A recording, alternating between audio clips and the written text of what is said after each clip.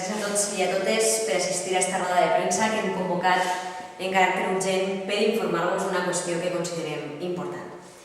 I és que la Junta Electoral d'Ontinyent li ha tingut que parar avui els peus a la senyora Lina Insa.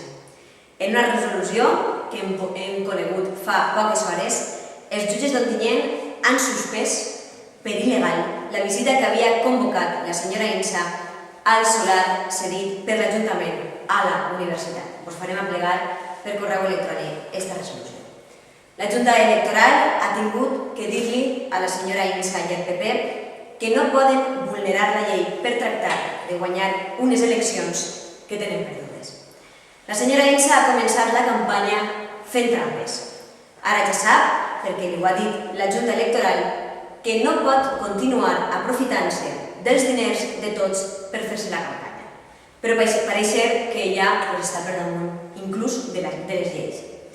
Perquè des d'ací hem de denunciar que la senyora Insa porta dies vulnerant la legislació electoral. Aquesta vegada l'hem pillada i no ha tingut més remei que suspendre la visita, però la gent ha de saber que avui, mentre la Junta Electoral li prohibia fer la visita al solar de la universitat, ella estava visitant il·legalment unes obres de l'Ajuntament, acompanyada, com no, per les càmeres de la televisió que paguem entre tots. Quina poca vergonya. I així, amb aquesta desvergonya, porten dies vulnerant conscientment la legislació electoral, fent visites il·legals a obres i projectes que paguem entre tots. Pareix ser que la senyora Insa, que el PP d'Ontinyent no té programa electoral que mostrar a la societat i sols es queda que la trampa i la mentida. Per als socialistes d'Ontinyent no és una bona notícia que la Junta Electoral hagi d'intervindre per defensar la legalitat d'un procés electoral que hauria ser net i sense trampes. Però els advertim a la senyora Insa i als senyors del Partit Popular que no anem a permetre que facin trampes i tracten de pervertir la festa de la democràcia, que per a nosaltres són les eleccions.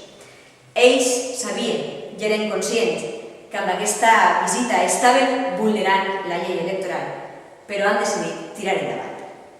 Ens pareix molt greu, a més, que la senyora Insa hagi tornat a tractar d'aprofitar-se de la imatge de la Universitat de València per fer-se propaganda. I és que encara haurà volgut anar a visitar un nou campus, però és que uns solars cedits. Però des d'ací, els socialistes li anunciem que és inútil, que el seu temps s'ha acabat, que l'època de la mentida, l'engany i la manipulació que ha protagonitzat Lina Insa a Ontinyent ha arribat al seu final.